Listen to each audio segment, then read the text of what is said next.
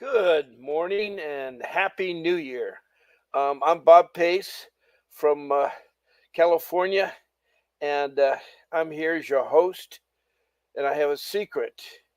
It's called How to Fight CPS and Win. Now, CPS stands for Child Protection Services. They're a branch of social services that are supposed to protect our children and also when they are problems with the family, supposed to do family reunification and get the family back together on track. We usually have a guest speaker, but today, unfortunately, the guest speaker is not available right now. So I'll talk about my case and some things that may help you try to answer some questions. And you can feel free to text in your questions, and I'll read them, and then we'll answer them as best we can. I'm not a lawyer, but the person that is hosting this is Vincent W. Davis. He is a licensed family law attorney, very professional, has years of trial being a trial lawyer, and he has years of how to get your kids back and how to fight CPS. He is willing to give you a 30-minute to 1 hour consultation strategy of how to fight CPS and help you. So please call in. One, if you want to be a guest speaker, or two, if you want to speak to Vincent W. Davis. The number to call in is 888-888-6582. This is a live broadcast on Facebook. And there is daily shows. I'm on at 10 o'clock Pacific time to 11 o'clock. And again, if you have anything you like to say or call in or text me, I will help you as best as I can. Um, this is a hard thing for anybody going through because uh, there's things I found out about CPS that I didn't believe, and also about uh, the way they do family unification here in California. Now, I've spoken with several people from West Virginia, Illinois, South Dakota, Pennsylvania, New York, and New Mexico and Texas recently, and a lot of them have one thing in common. It seems like all I hear about is how awful CPS. They talk about the horror stories of CPS, and I tell you, um, I know that children are being abused out there, and I know that there are bad parents, but even the bad parents can go through parenting classes and through counseling and therapists and get their family back on track. But what's most important that it seems like CPS forgets about is something called the family. And a lot of the parents I talk to are single, or they have a boyfriend or a husband, or they've had multiple boyfriends, or they fell in love with a guy incarcerated in prison. Those are choices that are not necessarily good. Also, they have a tendency to maybe have problems with drug. They think that the drugs they're taking that are illegal, you can take them if you have children. But the way it works is that if you have a child under the age of 18, you cannot do any legal drugs. And you also can't abuse them like alcohol. And the thing about marijuana for right now, I don't want to go there because every state's a little bit differently, and the federal government still doesn't recognize marijuana, so that is an illegal drug if you want to have your children. If they're under the age of 18 and you're doing drugs, cocaine or any of the other drugs out there, um, they will take your children away from you. They have grounds to it. Um, that's a form of neglect. And that's another thing I like to talk a little bit about is uh, what the purpose of CPS is. Now, it may be called different things in different states, and may be a little bit differently. I was speaking to someone in Virginia, and it seems like the parents pay for kids to go in foster care or group homes. The parents pay for everything. Where in California, there's no charge to the parents, except there are things you do end up paying for, like your classes, your transportation, and so forth there. But In California, it's a long process. Mine started back in 2015. And unfortunately, where my situation was, and it seems like a lot of people have something in common, is lack of funds, lack of money. And with uh, no attorney, and I'm talking about a attorney that is experienced in this matter and that you pay for, the public defenders that they offer you may be good attorneys, but they usually have about 20 cases. They have 5 minutes, and they're going to make the deals that are not going to be satisfying. They're not really there for you. So, if all costs, stay away from public defenders. Get your life savings, get a family, or so forth, and pay the retainer fee. And again, we have a great attorney here, Vincent W. Davis, and he can reach at 888-888-6582. And you can at least talk to him for a half an hour to an hour, and you get a free strategy meeting. So it's really important that you talk to an attorney. Why? Well, I didn't. I didn't talk to an attorney, and I thought the branch of social services, CPS, was an honest agency, and I believe the word called family reunification. That's what they talk about. But in my case, unbeknownst to me, and largely had to part of with when I lost my job. I lost my job in 2010, and at age 60, it was a little hard to find work, and I had money saved away, and I had a beautiful home uh, right at the beach, and it had 4 bedrooms, a big swimming pool, a huge yard, wonderful setbacks from your neighbor. It was a private neighborhood, and it was within 1 mile of the ocean. And so um, I was doing great until I lost my job. And losing my job was through no fault of my own. It was the circumstances that kind of had a ripple effect. And little did I know that social service would be impacted. But in 2010, the governor of our state was trying to move money around and everything, and I did work in construction, and I had pulled together a lot of jobs in the neighborhood of maybe 250,000 a piece, and I had a lot of money brought in, and um, I had all these jobs, but I couldn't get them started. Why? Because the money was public funds, but the government decided to write me IOUs. And you try to go to a bank with an IOU from the state of California, and they just laughed at you. Why? The banks were giving out predatory loans. It's kind of a ripple effect and everything like that. So my downside really started in 2007 when the banks went bellied up. Why?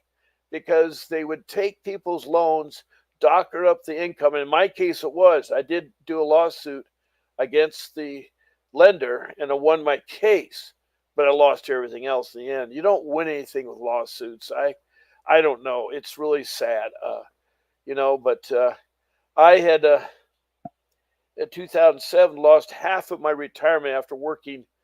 Oh God, I think I worked about 50 some years, or actually, excuse me, 40 some years, and I had all that money um, put into my retirement from the companies I worked for into a fund that was supposed to make money, but the market dropped because the banks failed. And why did the banks fail? Because they were giving out loans right and left. They didn't care who qualified. The bankers just wanted to earn the bonuses. It was like bonus. I was refinanced one loan, and then 6 months later they refinanced me no charge. Give me credit lines. The reason why they give credit lines is that you have some money to fall in because you won't have enough money. They doubled my income. They doubled my income to qualify for the home I was living in. And I couldn't understand it because the home I lived in was pretty substantiated. I doubled my home and so forth. And so anyway, with that being said, I'd pulled in all these contracts for the work I worked in. I worked in civil engineering, heavy highway, and so I had these contracts to go with. And so the governor wrote me IOUs, and I couldn't get them started, so we had to close our doors on general contracting, and I was let go. And that was a big falling for me. But I had money tucked away. I thought the first couple of years I could handle the mortgages. I mean, I was paying stupid. I was paying like $5,000 a month in first and a second, and property taxes. Property taxes where I live were outrageous. $15,000. It was outrageous. It was just outrageous what the property tax was. But I had my family, and I loved my beautiful family. I had 6 children, and 3 of them were kind of grow up. The oldest is 42, and then it goes down to uh, 36, and then 32, and then I have 3 younger ones. They right now are 24, 21, and 18. At the time of my incident, I was trying to find work and I tried to invest my money and I fell into pitfalls of investing money into poor investments. I lost that money. So I was really in dire straits because I was worried about my house foreclosing and I was behind in my mortgages. And that was a hard thing to do. And so instead of my wife's family helping, they decided to try to take the kids away. So they made stories and they would call CPS. The bad thing about CPS is that they listen to anybody that calls in. They don't ask for, can you follow up with a letter in writing? Because I think there should be a change in the way they report incidents. If it's an emergency, if there's danger, then you call 911 and get the police involved, and they will contact CPS if it proves to be true. But a lot of times, family members do what's called alienation. You probably heard the word alienation, but what it means is you're alienating one parent or a grandparent alienating uh, her daughter or a husband, wife alienating each other. It's where you pit the parents against each other in front of the kids. It's where, see, so young and so precocious. Our kids were doing well in school. They had their own room, their own castle. The room was immaculate, clean, and they, accelerated A's and B's in school. They were doing like that. We had great programs for them. We had the Boy Scouts, the Girl Scouts. We had the soccer programs. And so we had that. We went out camping. We went traveling. We went to other countries. We had Disneyland passes. So the whole family, and at that time it was a family of 6, family of 5 could go out and enjoy a fun place. But when I lost my job, and that's a traumatic experience when you've worked as long as I've worked, because I started when I was young. I started at age 15, and I had been working all through my high school years and so forth, and I paid my way through all my life. I paid for all my homes. I paid for take care of my children. Never had trouble about money.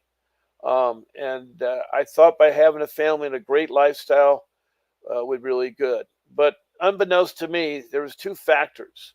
One, there was parents on my wife's side who were trying to take our children away, and they did it kind of subset. I know that our daughter, uh, it's our 4th child. Yeah, she's now 36, but at the time she had moved out of the house at age 25, and so they during high school invited her to come and live with one of her sisters. Well, she learned the dark side.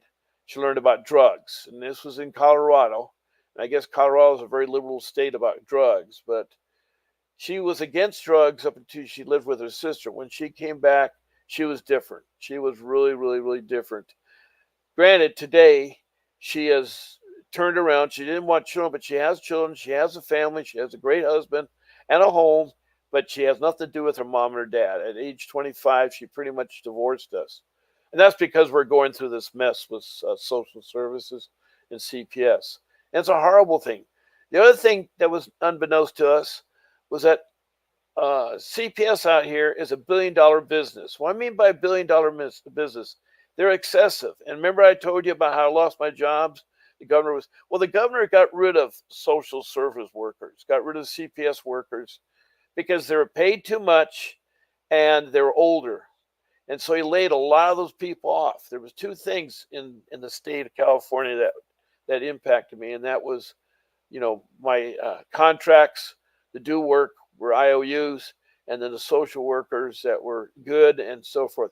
Because now the ones what I deal with, I'm talking about Southern California, they deal with very young social workers, very young CPS workers with very little experience. They're more interested in their bonus for their BMW, or they're interested in their Gucci purses.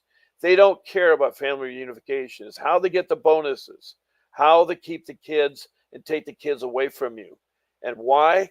The state of California and the federal government gives things, um, um, gives funding from the state of California and from the federal government gives money for the kids. That money is not really used on the kids; it's used on the finances of CPS. It's a true fact. If you go look at the Orange County CPS office, it's a Taj Mahal. It's a beautiful green, turquoise blue building with all this glass. It's very high. I think maybe about 50 stories high, and the people inside live the luxury. The CEO there is paid, just as much as the top CEOs in the country are paid. Now, I don't mind people being paid a lot of money, and that doesn't bother me. But, social services and CPS, the money should be earmarked for the families and for the children, but they don't do that. They don't do that.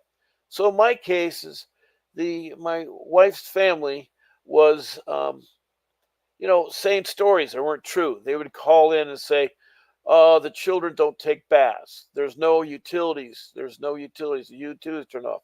I proved them wrong. The kids were clean and they're well behaved, well mannered, and I showed all the utility bills. They were using the fact that I did not have a job. I was looking for a job, and that I was afraid about losing my home. And so that was a stress on the family, losing the home.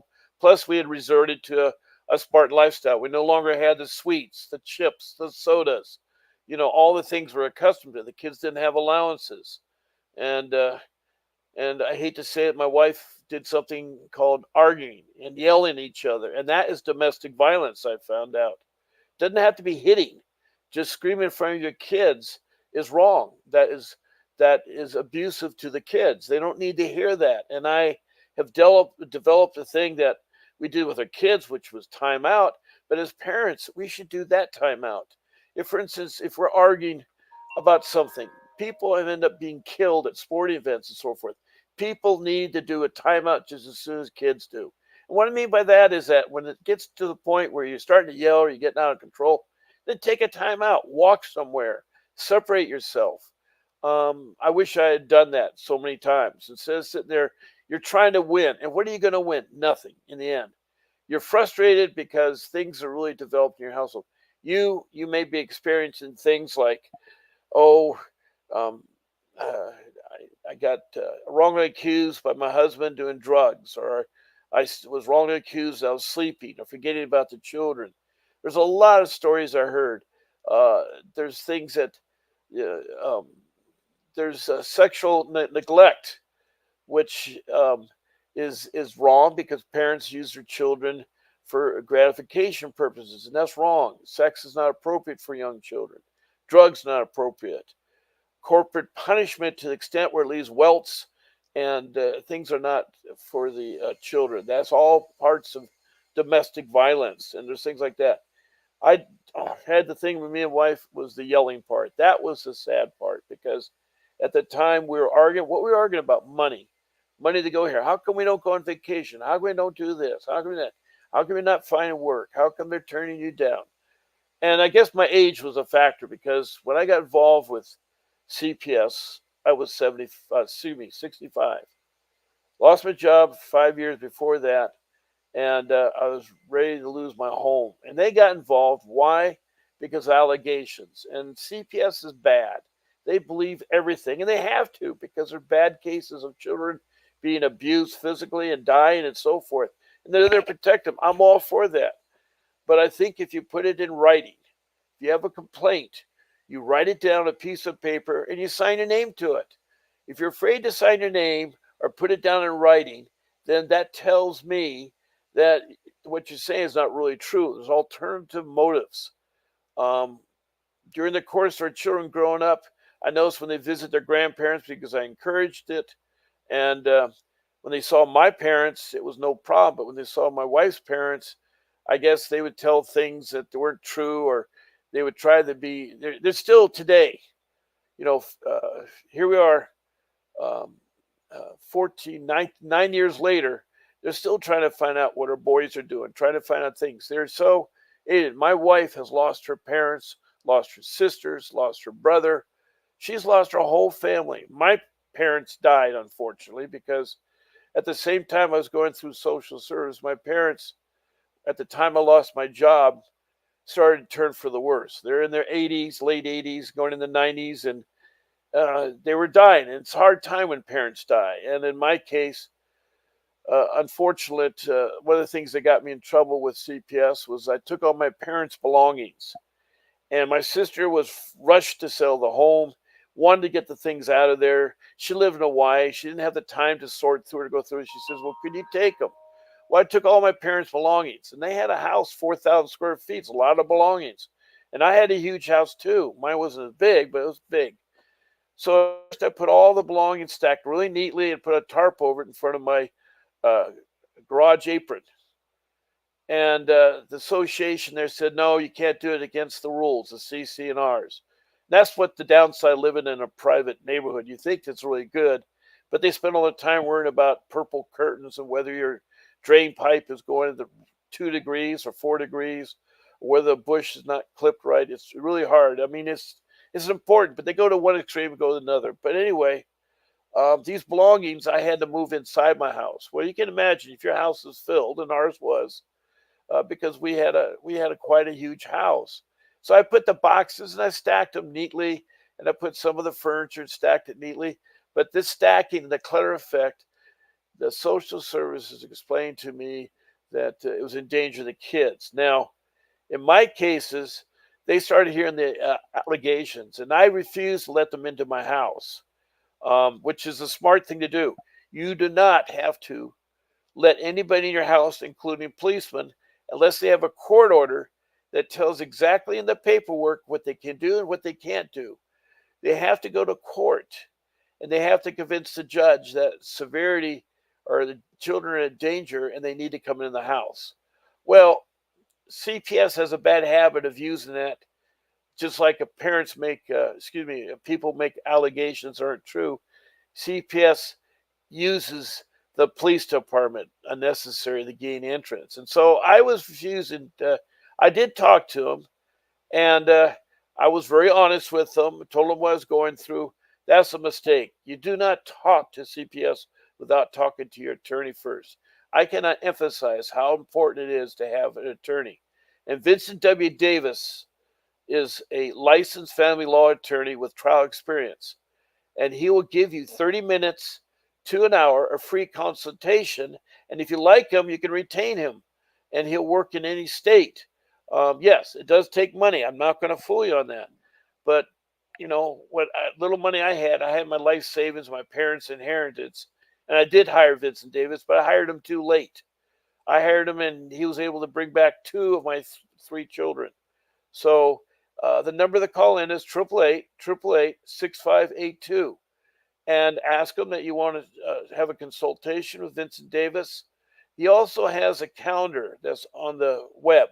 If you look at the bottom scrolling of things there, you can go to https:/calendar.com/apptsvwd, and there's his calendar. So you can look and see what space is open. He'll gladly see his office out in Arcadia. And so he'll gladly see you, and that's in Southern California near the mountains. He would gladly talk to you. So please call at 888-888-6582. Also, I'd like to hear your story, good or bad. If you had a great experience with CPS, I'd like to hear about it, because so far, 99% of the time I hear about CPS, it's negative. And stories are horrendous. They're terrible. They're terrible where sons and daughters and kids are pitted against their parents. There's no family reunification. I thought that the way I would do family reunification, and they probably say it's wrong, is that once a week while you're going through the process and developing a plan, how to take care of your kids and going through parenting classes, what you need to do, You meet with social services, all of them. You meet with your kids, you meet with your attorneys, you meet with your therapists, you meet with the and it's a weekly meeting. And you sit there for an hour and you hash things out. The problem is if you don't meet with your kids, how do you know what's bothering them? They're coached. My kids were coached in saying anything. I mean, they were so bad. I mean, they were coaching the kids to say there's aliens in this world. It's so bad, the manipulation that goes on. And why again? It's the money thing. It's the money thing. And it should not be. Family reunification means get the family together. The family is what people want to be together. I've yet to hear a parent on the show, and I've been doing a lot of these shows here, that doesn't say they love their children or want to do what's best for their children or want to take care of them. That includes grandparents and sisters and mothers and fathers. I've had all walks of life, people from hard times. West Virginia is not a really wealthy state. They have a lot of, and nothing wrong with wealth. I'm not saying wealth is a good thing, but a lot of the parents live out in the country, and so they're taken advantage of. And that's the thing is, they know how to manipulate parents. They know how to manipulate kids. In my case, they finally got the police involved because I refused them in the house. And so how they did it, they were tricky. They were tricky.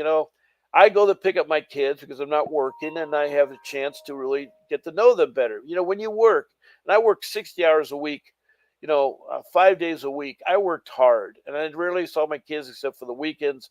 By the time I got home, it was 7 o'clock at night and help out with the dinner and have the dinner and stuff. The kids had their homework and so forth. So it was just the weekend. So I cherished the idea of driving the kids to school and picking them up.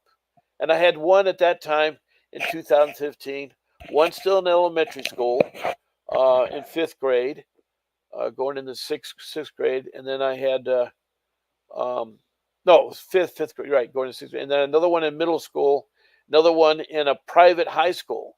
Now, when you buy a private high school, I'm not saying public schools are bad, but we found a private high school that my son excelled in. He wanted to be involved in computer engineering. And it's sad what's happened to him, even though he's back. He went through a tremendous time where in his senior year of college, halfway through it, he threw his hands up in the air and says, why am I in college? That trauma, that CPS damaged my son so bad that he gave up his college education of 3.5 years. He's getting all A's and B's. He was paying it for himself. He paid for his living expenses. He paid for his books. He paid for his schooling. He was paying everything. He was sufficient. When he moved out, he was sufficient. And he did what I did because I moved out at 18 and I've been on my own since 18. I've always paid for everything. And so he was really hit by it. I think COVID had something to do with it too. But I welcomed him back at home. And welcomed him back at home. He's been here. He moved in a year ago when he was 23. So he's 24 now. So he's been with us about a year. And he's still messed up. He is so messed up, he doesn't know the difference between a good job and a bad job. He's working at a space facility, making, I thought, pretty good money for his first time career job at $35 an hour. But after he lived with us for a couple months, he realized he had to work. I wasn't charged for rent or utilities. I was taking care of his food.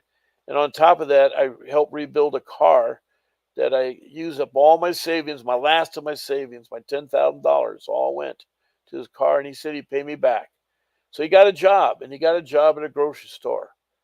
But he got caught up in the politics of the grocery store. He said the old lady was treated bad by management. Management wasn't. So he quit that job, and he was making, I think, $16 an hour, which in California they're going to raise the wages to $20 an hour in come time in April.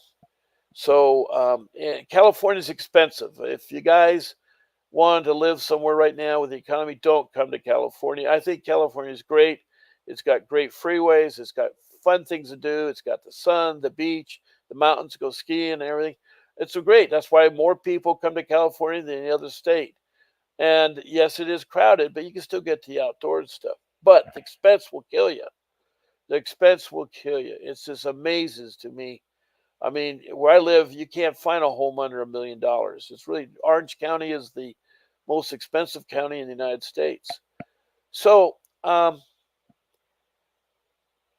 son's at home trying to recuperate, and now he has another job working at a restaurant and work as a waiter for less pay. And he stopped paying me back, and so now I'm really hurting big time. I'm really hurting big time, and I still have not found work. I mean, I did find a job for a year and a half, but because of my age, they laid me off. They said we don't have any more work for you. They had me working in Northern California, and I'd fly home for the weekends to be with my family. And so, anyway, um, back to taking my kids to and from school, and the story of how this all got started. I mean, not started, but how they got into my house was that a detective, an unmarked car, was at the school waiting for my car to show up. Now, my car is pretty obvious what it is. It's a motorhome. It's not everybody has a motorhome, and it's a compact motorhome. And so he followed me because he wanted to see where I was going. I just picked up my young son, who was in the fifth grade, and I think they're what are they 8, 9 years old? I think what is it 6, 7, 8, 9 years old? Um, and he loved me. He would tell me about things to do in school. We did still scouting, Cub Scouts. We did, and and my older son, we did Boy Scouts. We had Boy Scouts and Cub Scouts still strong, camping out, do those kinds of things. So he followed me. Not only did he followed me down the street to a stop sign. And of course, I do the counting 1, 2, 3, and I continue on. Accordingly to him, I didn't stop long enough. And he said, "You did a California stop." And when I found out about it, he didn't pull me over to 3 miles later. Usually a policeman, and he wasn't a traffic enforcement policeman, so he really couldn't pull me over for that. So he calls ahead and uses his buddy who has a black and white car. Well, this black and white car um, pulls me over, and I believe in the police, I believe in the law, and I believe in the government. I have no way that my views have changed since then. But the officer comes in and says, "I had stopped at. You didn't stop at a stop sign." I said, uh, "I did." He said, "Where was it?" Then he says, "Well, there's a detective behind me in an unmarked car that wants to talk to you. They used a ploy to intercept me." And I should have said right off the bat, "Write me the ticket, and I need to go on," because the detective couldn't pull me over. Only the law enforcement could. See, that's where the tricks are. The police know the tricks. They know, and they work the system. It's sad to say, police are good people. They're not bad people, but a lot of them are bad. And a lot of them, where I live, is a terrible city for police. And I hate to say it, they use and abuse the system. And because social service and the police department are in bed with you there. I mean, I say that sarcastically, but they seem to listen to everything that social service is true. Now, yes, there are kids that are abused at home, and they are kids that die all the time. And I'm not saying you don't want to protect them, but I certainly did not look like a threat to anybody. And my young son seemed happy next to me in the car. We both had our seatbelts on. We were abiding by the law. And so what this guy do? He says, "Well, I want you to follow me to your house." I says, "Why?" "Well, I need you to see something." He wouldn't tell me what. And so, he's breaking laws right and left. I should say I need to talk to my attorney. And at that time, I did not know. I should have done that. I should have said, "No, I'm not moving anywhere. I'm going to call my attorney and see what he tells me to do." And he doesn't, if he didn't have a court order, he couldn't search my car. He couldn't search my house. I should never let him in my house because right away he assumed things. And the word assume is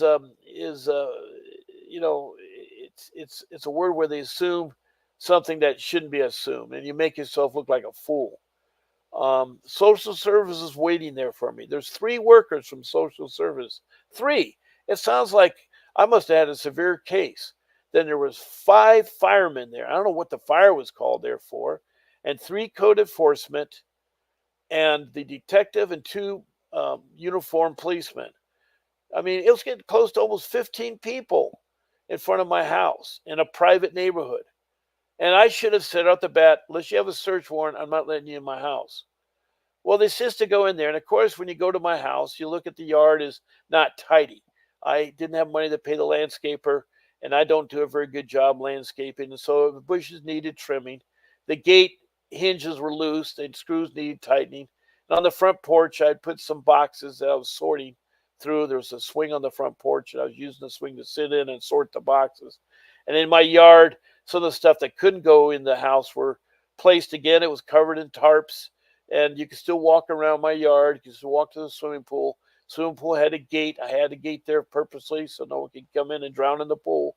So it was all up to code. But they were looking for things of vital. They were trying to catch me. They were out there measuring smoke alarms. They had the rulers out to see if the smoke alarms were in the right position. They're operational. They were looking for tripping hazards. They were looking for everything. The only thing they could find, by the way, and they had their combat boots, and I don't allow shoes in the house. They dirtied the house. They traipsed upstairs, downstairs. They saw the bedrooms. Nothing wrong with the children's bedrooms, but our master bedroom, there was clutter in there. So yes, it was. But the kids' bedrooms were clean. They're spotless. The kids knew that their own castle. They took good care of it. So um, that being said, um, they couldn't find anything. The only thing they could cite me on was the boxes were stacked too high and the house was cluttered, and that would endanger the kids, supposedly. So, and I sat down. I told them, look, this is my problem. I told them that I'd lost my job. I had a hard time because of my age finding work, a career in my field, and that my parents had recently died and had their belongings. I'm sorting through it, and I didn't have the funds to put things in storage. And they could have said this, "Oh, we'll help you, Mr. Pace. We will help you put your stuff in storage. We'll pay for the storage, or we'll send some people over to help you go through the items and box them up, or no help at all, or help you with some food, or refrigerators were full of food. We never had enough food, but we didn't have the kind of food that kids enjoyed. The potato chips, the Coke, the cookies, the luxury foods. I call them luxury foods. We were living a Spartan after. We had carrots and lettuce and tomatoes. We had spinach and broccoli. We had meats. We had meals for every night. We had breakfast of cereal and milk. It wasn't scrambled eggs every morning, but we had that on the weekend. So we were living a pretty frugal um, idea. And of course, I had applied for food stamps because of my income. I was eligible for it. And my Social Security, I started taking my Social Security, and that was low enough to qualify for that. So we had food there, so that wasn't a problem there.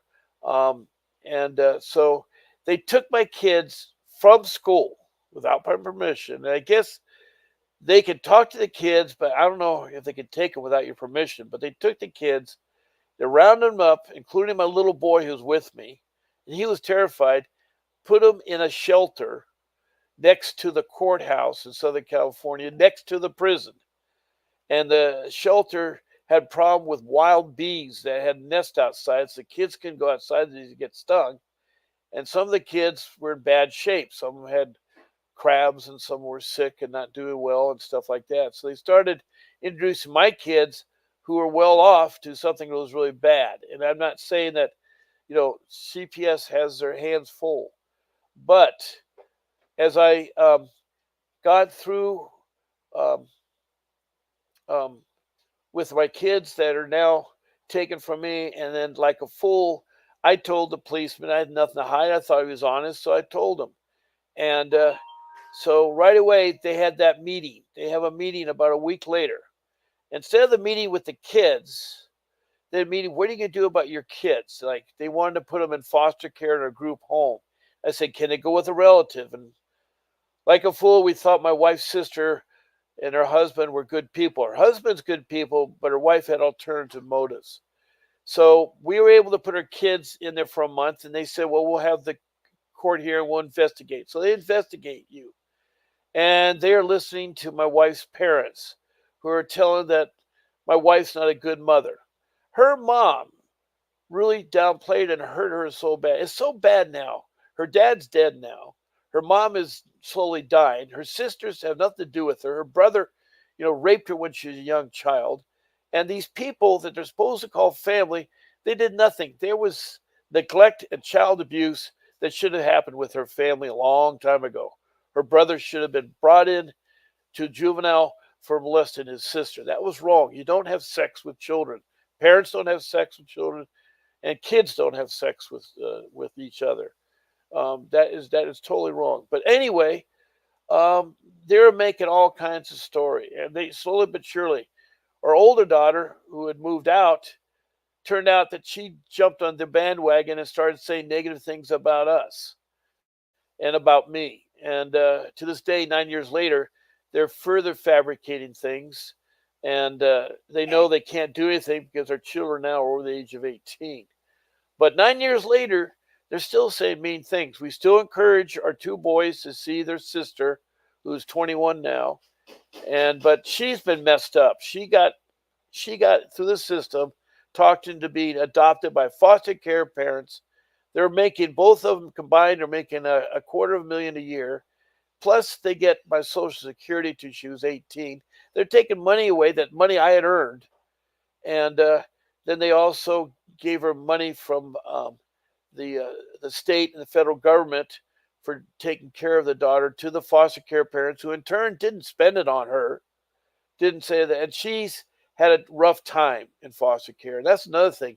Foster care, there are good people with good intentions, but sometimes foster care people want to adopt children because they can't have children themselves. They have alternative motives, and they will lie, they'll hurt, and they'll abuse the children. The same people you're trying to protect the parents from, the foster care does the same thing. What does CPS do? They look the other way. And this is supported by the people that have called in to the show. I had one person in West Virginia that said that they were in cahoots. And that's another thing. We found out that the courtroom is in cahoots. Now, you should always elect a judge. The problem is judges are elected officials, and the judges that are in the courtrooms are not family law judges or family themselves or anything. Our judge knew nothing about family. All he knew about is property damage to cars. He was a car expert. Now, you're telling me somebody that knows about repairing of a car and claims and laws about cars and property damage knows anything about family? No, he didn't. He would just sit there. And another thing about court, you'll find out that court is bad because they don't allow the parents to sit in the back without saying anything. Parents are not allowed in all the cases. Every time your case is heard about, it's through your representation. And if you have a public defender, they're going to screw you over. They're not going to settle for your interests. And if you have a paid attorney, yes, they will finally get to it. And that's where we got Vincent involved. He was able to speak to it. But without the parents listening, we don't know what goes on. And they take advantage of that. Another thing, I told you the family reunification, the kids should be involved with the parents. Well, the other thing is that in the courtroom, the parents should be in the courtroom to listen to what's coming down. So you understand. And if the parents are disruptive or make remarks, then they're asked to leave. Understand that. But the parents should be affordable the opportunity to sit in the courtroom to see if the judge is doing what he does. So all I know is that the attorneys, the social workers, the therapists, the counselors, the medical people, whatever's in the courtroom, they're all pals and wows. Why? Because it's a money-making business. The judge is taken out for dinners, golfing with the social workers, the public defenders. There's a conflict of interest. And one of the days, one of my guest speakers talked about a conflict of interest. She was brought in there, and her boyfriend was trying to take her kids away from her, making up stories weren't true, and they were high school friends. And so, she should have excluded him with conflict of interest. But she said, like I do, like all people do, we believe that CPS and social service, the federal government, and the police are all fine. There's nothing wrong with them. But there are bad eggs everywhere. You'll find out the government has bad eggs elsewhere too. And it's so bad right now. And I don't want to go to the politics, but our government's so bad that they held people hostage. They're trying to hold issues. And if any of you follow the news, you know what I'm talking about. But they're trying to hold issues that are important to other countries by holding domestic issues and hostage. If you don't take care of the domestic issues, then we won't take care of the international issues. So it's a complicated process, but things can be done. Things can be changed. We need to talk to our representatives to make a change. CPS should not be a money-making business. It should, yes, social workers should be experienced. I think they should be at least 15 years before they give advice on a family. They got to have a family. They got to have the background. They got to be somebody mature enough to know how to bring a family together. You think a 22-year-old, 23-year-old girl not married, who's goes dating and socializing, knows all about a family?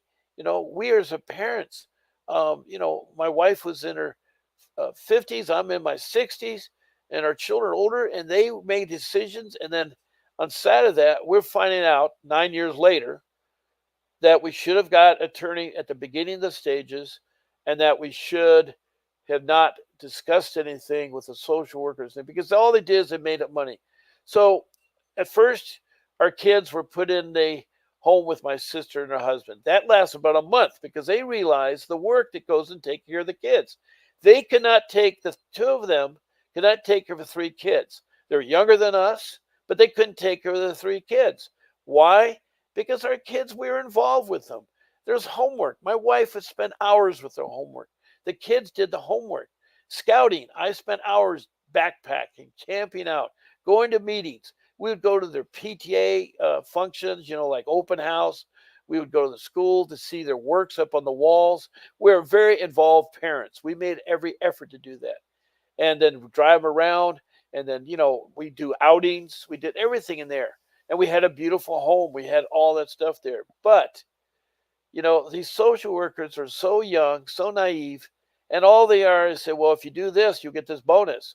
You get a new Gucci purse. You get a new BMW. And our social worker was corrupt so bad that during the case, she ended up lying. And it was a blatant lie. And it was a lie later on when my wife's sister was trying to steal our daughter. She was trying to steal our daughter, not take our daughter, steal our daughter by saying, oh, she didn't argue with her husband. There's no domestic violence. There's a reported case of domestic violence with them too. And the social worker knew about it, but she still wanted to go in there. And our attorney, and again, I'm going to tell you, he was a good attorney about that. We had several attorneys, by the way. My wife had an attorney, and the attorney that I had was Vincent W. Davis. He kind of worked for both me and my wife, but in the court, you got to have separate attorneys for separate people. I sometimes think that's wrong, but maybe it's a conflict of interest. I don't know. But Vincent W. Davis is a trial attorney. He is a family law attorney with years of experience, and he's good at doing the law. His business is the techniques of business. Sometimes he's a little behind on that, but you can call the office and ask to speak to him. He'll give a 30-minute up to an hour free consultation to talk about your case and the strategies to fight CPS and win. And it's 888-888-6582. So call in. Also, if you want to speak on the show, tell them your story about what's bothering you about CPS and something can help out the other listeners out there, then please do so on that one there. But if you like him, and hey, we got a message. Exactly, I agree 100% on the workers straight out of school with no family, no kids, making major life decisions. Yes, thank you, listener. Thank you very much. SMM, who just texted a message, agrees with me 100% that these social workers have no family, they have no experience, and there's something right there. Feel free to text in all your listeners out there. That's so nice that you text in because it helps add to my dry flavors. But I am so adamant that you have an attorney through this process. It's like trying to do a surgery. You're going to get a doctor to do a surgery. Are you going to do your open heart surgery yourself? No.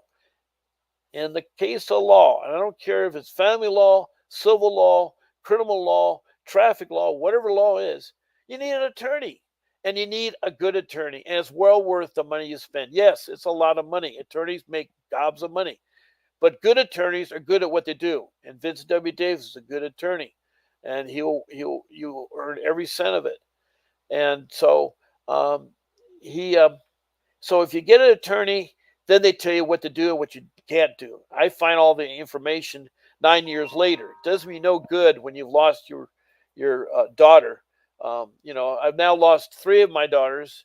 My daughter, my firstborn, has not talked to me since she was 3, and that was in a separate marriage.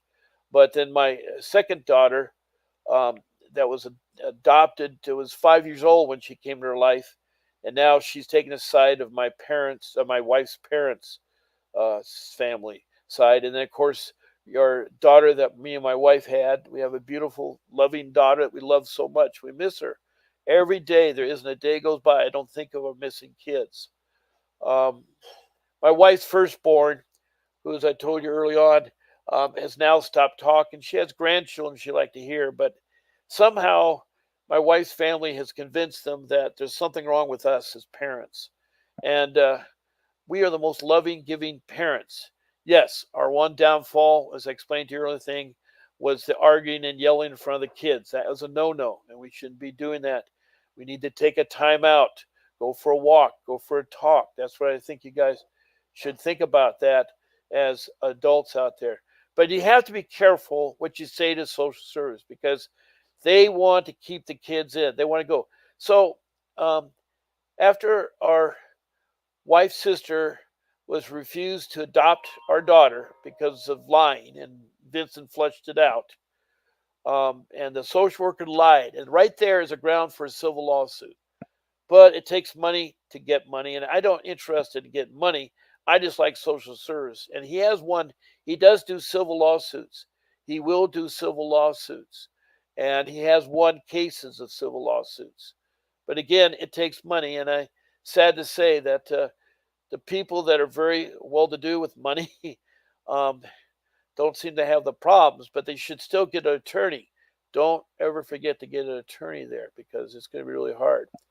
So my kids were put in what was called a group home, and they were still together. We insisted the three kids be put together, but we had visits with our kids. Well, you know what the visits insisted? They got worse and worse as time goes on.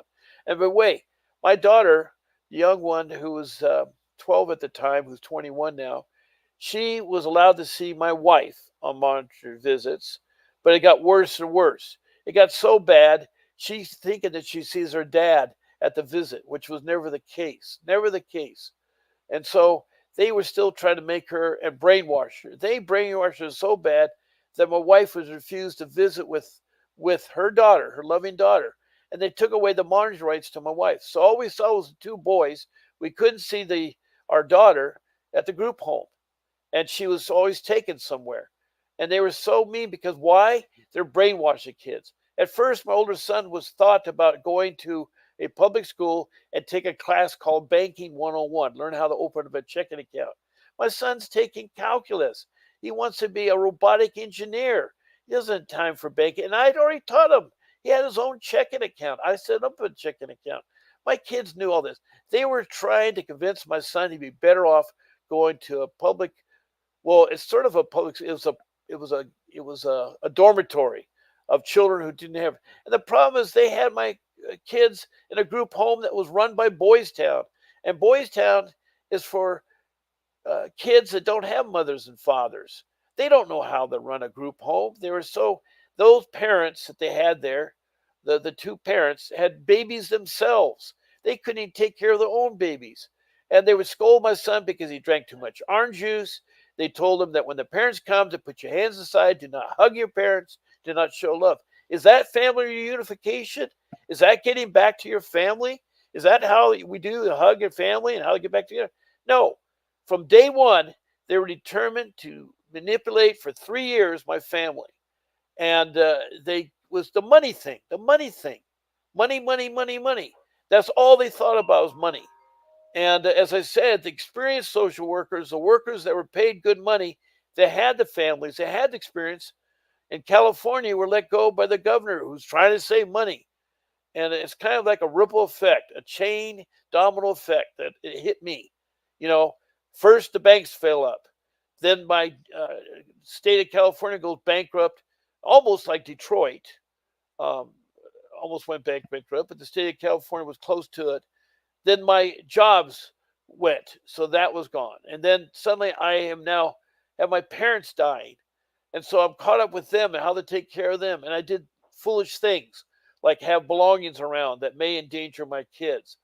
And then I had the police. I opened up to them. And you know what the police did? They charged 3 counts of sexual and 3 counts of child neglect. And the only thing they could really prove, it was like a year later, I agreed to settle out of court. They said, we'll let your charges, your 3 counts for each charge against your wife, gone. And we'll let the sexual charges go because there's no sexual charges. The only thing they brought up during the whole time is I touched my daughter's leg and I had to get her up for school.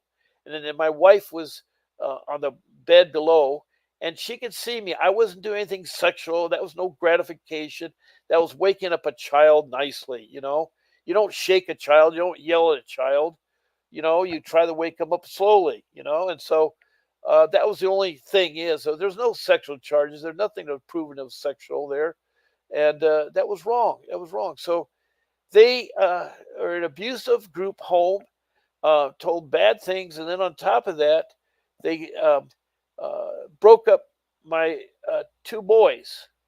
And well, what it was is that they brought our older son finally home. He finally said, "This is enough.